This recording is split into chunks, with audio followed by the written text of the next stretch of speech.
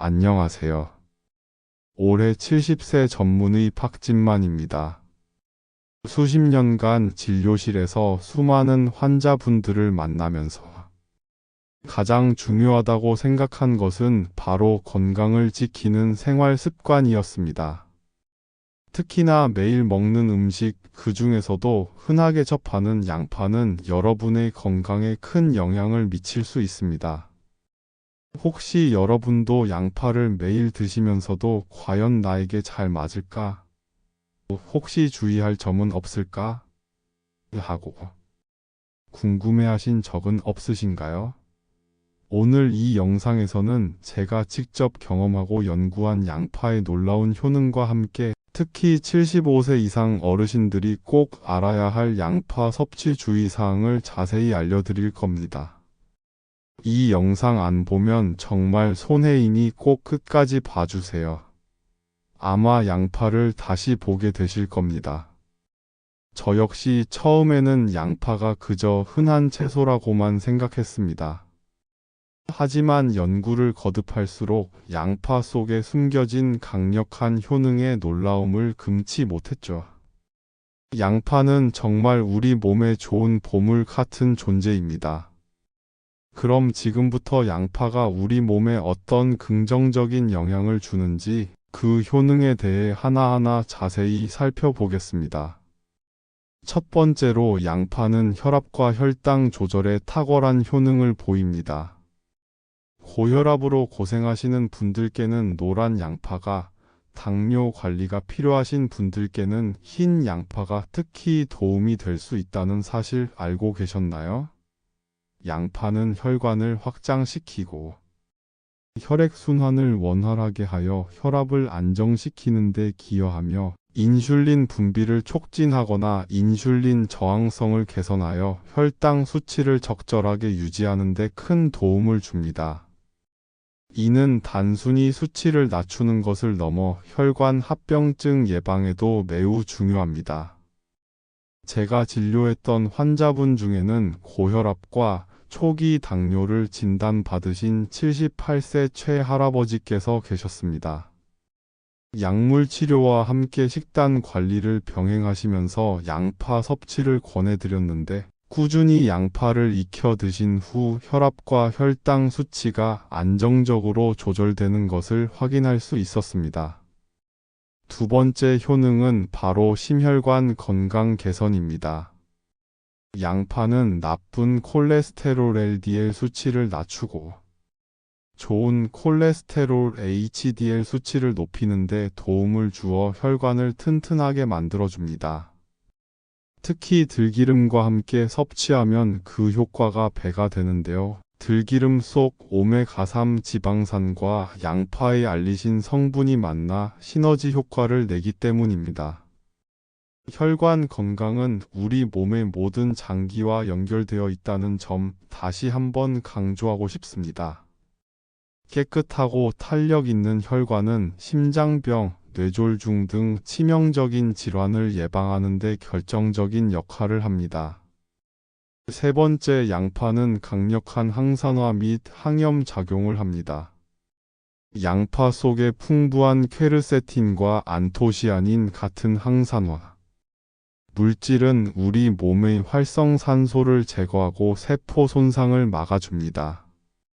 마치 우리 몸의 방패 역할을 하는 것이죠. 염증은 만병의 근원이라고 하는데 만성 염증은 암, 치매, 관절염 등 다양한 질병의 원인이 됩니다. 양파가 이를 막아주는 데 도움을 준다는 것은 정말 놀라운 일입니다. 특히 나이가 들수록 체내 활성산소가 증가하고 염증 반응이 활발해지기 때문에 양파와 같은 항산화 식품을 꾸준히 섭취하는 것이 매우 중요합니다. 네 번째, 면역력 강화입니다. 비타민C와 다양한 항산화 물질이 가득한 양파는 우리 몸의 면역 체계를 튼튼하게 만들어줍니다. 환절기나 면역력이 떨어지기 쉬운 시기에 양파 섭취를 늘려보는 것은 어떨까요? 감기 예방에도 큰 도움이 될 수 있으며 전반적인 신체 방어력을 높여 각종 질병으로부터 우리 몸을 보호하는 데 기여합니다. 면역력이 약해지면 작은 감기도 큰 병으로 이어질 수 있으니 평소 면역력 관리에 신경 쓰는 것이 중요합니다. 다섯 번째는 불면증 완화입니다. 의외라고 생각하실 수도 있지만 양파는 신경을 안정시키고 혈액순환을 개선하여 불면증 해소에 도움을 줄 수 있습니다. 양파를 썰어 머리맡에 두거나 차로 끓여 마시는 것도 좋은 방법입니다. 양파의 특정 성분이 진정작용을 하여 편안한 수면을 유도하는 데 도움을 줄 수 있습니다. 잠 못 이루는 밤이 잦은 분들께 한 번쯤 시도해 보시라고 권하고 싶습니다. 숙면은 우리 몸의 회복과 재생에 필수적인 요소임을 잊지 마세요. 여섯 번째, 양파의 항암 효과입니다. 양파에 함유된 알리신 성분은 돌연변이 물질을 퇴치하고 암을 예방하는 효능이 있다고 알려져 있습니다. 특히 보라색 양파의 안토시아닌 성분은 암세포의 성장을 억제하는 데 도움을 줄 수 있습니다. 암 예방은 꾸준한 식습관에서 시작되며 양파를 식단에 꾸준히 포함시키는 것은 암 발생 위험을 낮추는 데 긍정적인 영향을 미칠 수 있습니다. 마지막으로 양파는 골밀도 향상에도 도움을 줍니다. 나이가 들면서 골다공증 걱정하시는 분들 많으실 텐데요. 양파 섭취가 골절 위험을 줄이고 뼈를 튼튼하게 하는 데 기여할 수 있습니다. 양파 속의 특정 미네랄과 비타민 K가 뼈 건강에 긍정적인 영향을 미치기 때문입니다. 특히 여성분들의 경우 폐경 이후 골밀도가 급격히 감소하므로 양파와 같은 뼈 건강에 좋은 식품을 꾸준히 섭취하는 것이 중요합니다. 이렇게 다양한 효능을 가진 양파지만 모든 이에게 무조건 좋다고 할 수는 없습니다. 특히 75세 이상 어르신들의 경우에는 몇 가지 특별히 주의해야 할 점들이 있습니다. 제가 진료실에서 직접 경험했던 사례들과 함께 자세히 설명해 드릴 테니 눈 크게 뜨고 집중해 주세요. 첫 번째 주의사항은 바로 혈액 응고 문제입니다. 양파는 혈액을 묽게 하는 효과가 있습니다. 양파 속 플라보노이드와 알리신 성분은 혈소판 응집을 억제하여 혈액이 엉기는 것을 방해할 수 있습니다. 그래서 혈액 희석제, 즉 항응고제를 복용하고 계시는 분들은 양파 섭취량을 조절해야 합니다. 제가 진료했던 80대 김 할머니 사례를 말씀드릴게요. 김 할머니는 심장질환으로 와파린이라는 혈액 희석제를 복용 중이셨습니다. 그런데 갑자기 코피가 자주 나고 작은 충격에도 멍이 크게 드는 현상이 발생했습니다. 평소에는 이런 일이 없으셨다고 합니다. 문진 결과 김 할머니가 건강에 좋다며 양파즙을 매일 한 컵씩, 그것도 시판되는 진액 형태로 꾸준히 드시고 계셨던 겁니다. 양파의 혈액 응고 억제 효과와 와파린의 작용이 겹쳐 출혈 위험이 예상치 못하게 높아진 것이죠. 다행히 양파즙 섭취를 중단하고 약물 용량을 조절하여 증상이 호전되었지만 이런 경우에는 반드시 의료 전문가와 상담하여 섭취량을 조절하거나 다른 대안을 찾아야 합니다. 자의적으로 판단하여 섭취량을 늘리거나 줄이는 것은 매우 위험합니다. 두 번째는 위장 장애입니다. 생양파를 과다 섭취할 경우 위산 과다 분비를 유발하여 속쓰림이나 소화불량을 일으킬 수 있습니다. 특히 위염이나 역류성 식도염, 위궤양과 같은 위장 질환이 있는 분들은 더욱 조심하셔야 합니다. 양파의 매운맛 성분인 알리신이 위벽을 직접적으로 자극할 수 있기 때문입니다. 제가 아는 77세 이 할아버지께서는 평소 위가 약하고 소화불량이 잦으셨는데 어느 날 생양파를 듬뿍 넣은 샐러드를 드신 후 극심한 속쓰림과 폭통으로 밤새 고생하셨습니다. 응급실까지 방문하셨을 정도로 통증이 심하셨다고 합니다. 이런 분들은 생양파보다는 반드시 익혀서 섭취하는 것이 좋습니다. 양파를 익히면 매운맛이 줄어들고 단맛이 살아나 소화도 훨씬 편안해집니다. 익힌 양파는 위장에 주는 부담을 최소화하면서도 양파의 좋은 영양소를 섭취할 수 있는 현명한 방법입니다. 세 번째는 저혈압 위험입니다. 양파는 혈압을 낮추는 효능이 있습니다. 양파 속 퀘르세틴 성분은 혈관을 이완시켜 혈압을 하강시키는 데 기여합니다. 따라서 평소 혈압이 낮은 경우, 즉 수축기 혈압이 90mmHg, 이완기 혈압이 60mmHg 이하인 분들은 양파 섭취량을 하루 반개 이하로 제한하는 것이 좋습니다. 제가 만났던 79세 박 할머니께서는 평소 혈압이 낮으셨는데 건강에 좋다는 말만 듣고 양파즙과 생양파를 매일 꾸준히 드셨습니다. 그 결과 어느 날 갑자기 어지럼증과 함께 일어설 때마다 눈앞이 캄캄해지는 기립성 저혈압을 겪으셨습니다. 혈압이 급격히 떨어지면 낙상 위험도 커지고 심한 경우 의식을 잃을 수도 있으니 저혈압이 있으신 분들은 특히 주의해야 합니다. 반드시 자신의 혈압 상태를 확인하고 적절한 섭취량을 지켜야 합니다. 네 번째는 신장 기능 약화입니다. 신장 기능이 저하된 분들은 칼륨 과다 섭취를 피해야 합니다. 손상된 신장은 칼륨을 효과적으로 배출하지 못해 혈액 내 칼륨 수치가 높아지는 고칼륨 혈증을 유발할 수 있습니다. 양파에는 칼륨이 풍부하게 들어있으므로 만성 신장 질환을 앓고 있는 분들은 양파 섭취에 주의가 필요합니다. 신장 전문의와 상담하여 적절한 섭취량을 결정하는 것이 중요하며 조리 시에는 양파를 잘게 썰어 물에 오랫동안 담그거나 데쳐서 칼륨 함량을 줄이는 것도 한 방법입니다. 다섯 번째, 공복 섭취는 피해야 합니다. 아침 공복이나 밤 9시 이후에 양파를 섭취하는 것은 위장 손상 위험을 높일 수 있습니다. 특히 빈속에 생양파를 먹는 것은 위벽을 자극하여 위산 분비를 촉진하고 이로 인해 속쓰림, 더부룩함, 심하면 위험을 악화시킬 수 있으니 조심해야 합니다. 저녁 늦게 양파를 섭취하면 소화 부담으로 인해 숙면을 방해할 수도 있습니다.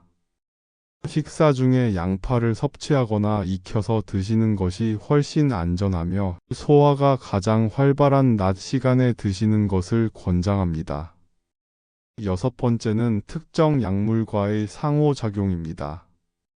앞에서 말씀드린 와파린과 같은 혈액응고 방지제를 비롯해 혈당 강화제, 혈압약 등 특정 약물을 복용 중이라면 반드시 의사 또는 약사와 상담 후 양파를 섭취해야 합니다. 양파가 약물의 흡수나 대사에 영향을 미쳐 약물의 효과를 감소시키거나 부작용을 증가시킬 수 있기 때문입니다. 예를 들어 혈당 강화제를 복용 중인 당뇨 환자가 양파를 과다 섭취할 경우 저혈당 위험이 높아질 수 있습니다.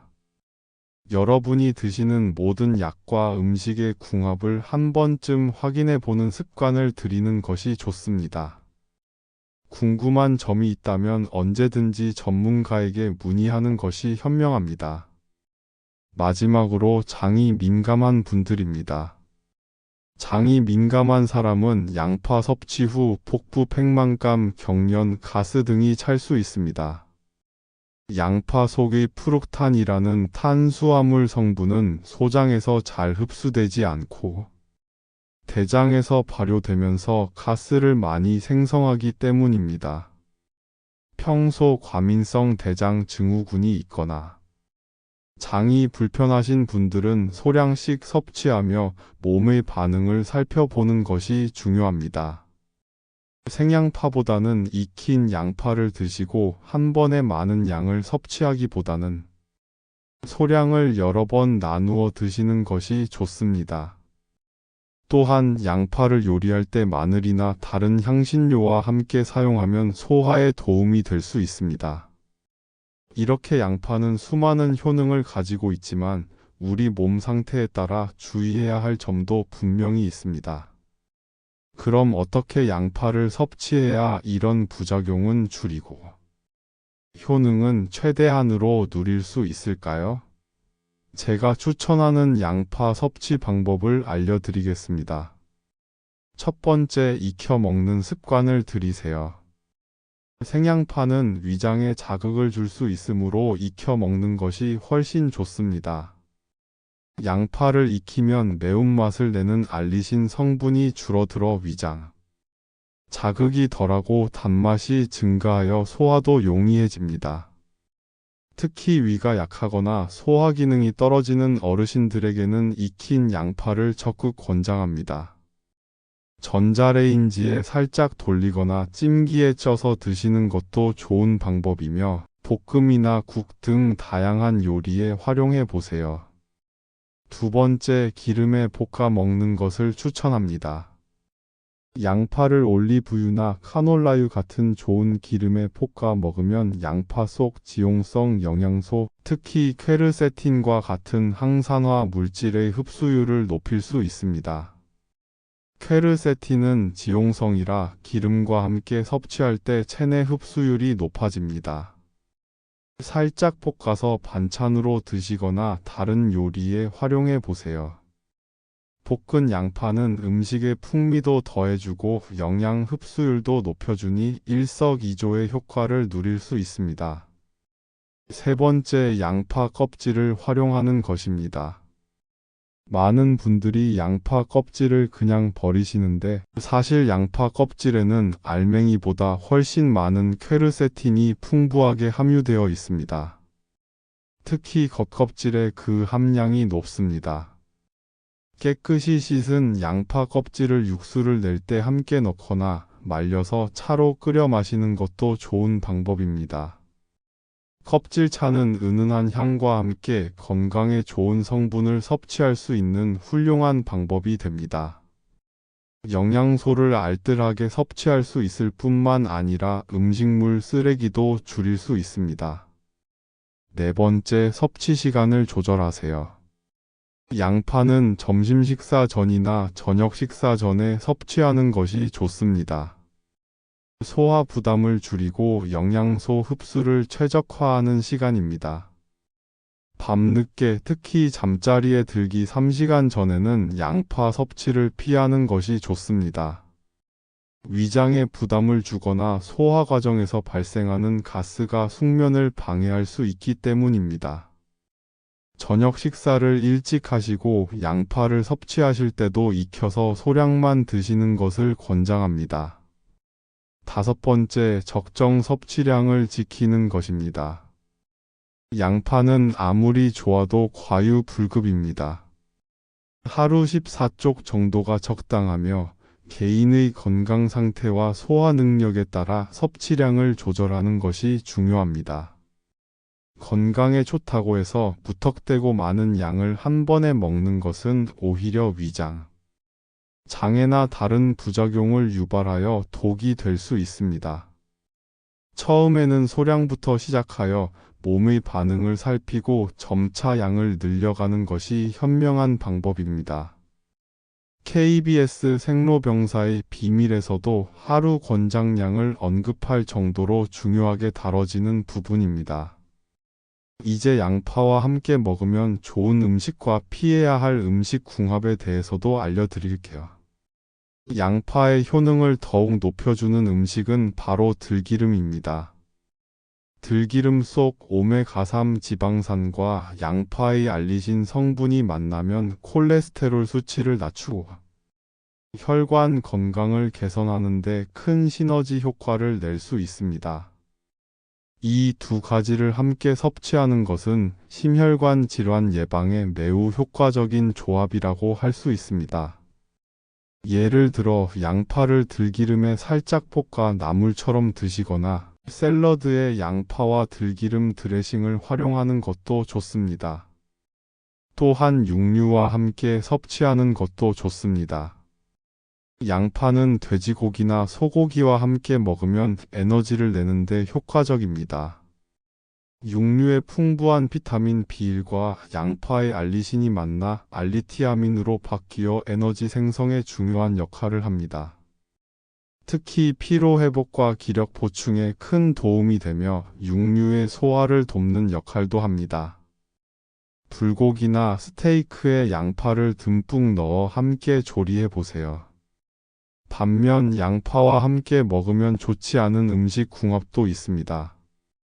첫 번째는 요구르트입니다. 양파와 요구르트를 함께 먹으면 위산 과다로 인한 소화 장애가 생길 수 있습니다. 양파의 매운 성분이 위산을 자극하고 요구르트의 유산균이 위산에 약하기 때문입니다. 위가 약하신 분들은 특히 주의하셔야 합니다.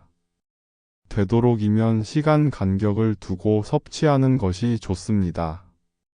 두 번째는 커피입니다.